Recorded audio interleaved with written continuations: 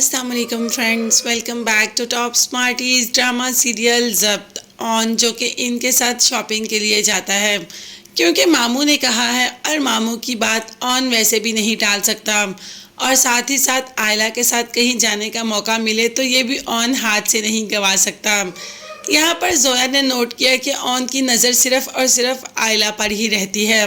हर colour पर अपनी commentary ज़रूर करता है। जब भी आयला रेड कलर पहनती है तो ऑन पीछे से कह देता है कि रेड कलर तुम पर बहुत सूट कर रहा है। ये बात जोया ने तो नोट कर ली और उसे लगा, बल्कि उसे पक्का यकीन है कि ऑन पसंद करता है आयला को। मगर आयला अब ये चीज़ें देखकर भी इग्नोर करती है। एक दफ़ा मोहब्बत में इतनी चोट खा चुकी है कि अब उसकी नज़रों में इसकी कोई अहमियत नहीं। जोया ने कह दिया कि तुमने देखा ऑन भाई तुम्हें कैसे देख रहे होते हैं।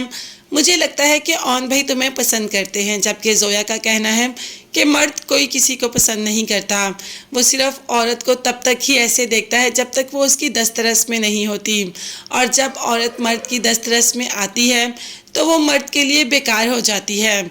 अब तो मुझे मोहब्बत पर बिल्कुल भी यकीन नहीं। जोया ने ऑन की तारीफ करते हुए कहा कि ऑन भाई बिल्कुल भी ऐसे नहीं हैं, वो दूसरे मर्दों से काफ़ी मुख्तलिफ हैं। अगर आयला को किसी बात पर भी यकीन नहीं, अब उसे किसी के साथ कोई भी रिश्ता नहीं रखना। जहाँ उसकी शादी हो रही है बस चुपचाप वो वहीं पर अपना सर झुकाकर विदा हो जाएगी। दूसरी तरफ बीजान ने कह दिया कि राहत यानी कि ऑन की माँ आ रही है शादी अटेंड करने। अब ऑन को इस बात की कोई ख़ास खुशी नहीं है और नानी को इस बात की तकलीफ़ है कि बेटा माँ के साथ बिल्कुल भी सही बिहेव नहीं करता।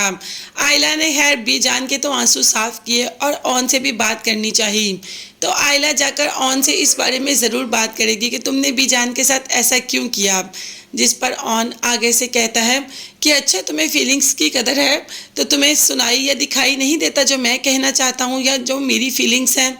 आयला इन सब फीलिंग्स को इग्नोर करके वहाँ से चली जाती है क्योंकि अब वो किसी फीलिंग में पड़ना ही नहीं चाहती।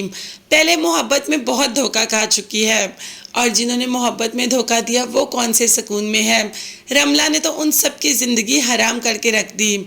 यहाँ पर रमला जो आ तो जाती है पुलिस स्टेशन, मगर फारूक कह देता है अपनी बीवी से कि तुम शामी से कहो कि आए और इसके साथ निकाह तो किया हुआ है, रुखसती करें और अपनी मुसीबत को संभाले जो तुमने उसके गले में डाली। वैसे ऐसी लड़की मेरे शामी के लिए बिल्कुल भी नहीं होनी चाहिए थी। ऐसी लड़की, इतनी बदतमीज़ लड़की, अब ये बात तो खुद नहीं जानती थी पुप्पो कि उसकी भतीजी ऐसी निकलेगी। उसे तो लगा कि भाई की बेटी है, अच्छी ही होगी, मगर इस वक्त तो वो खुद अपने किए के फैसले पर पछता रही है।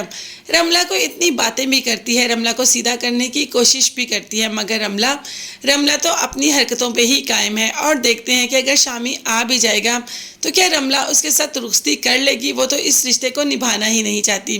मगर तब तक के लिए आप चैनल को लाजमी सब्सक्राइब कीजिएगा, बेल आइकन भी प्रेस करें ताकि हर वीडियो आप तक बआसानी पहुंच सके। नेक्स्ट वीडियोस तक के लिए अल्लाह हाफिज़, बाय बाय एंड टेक।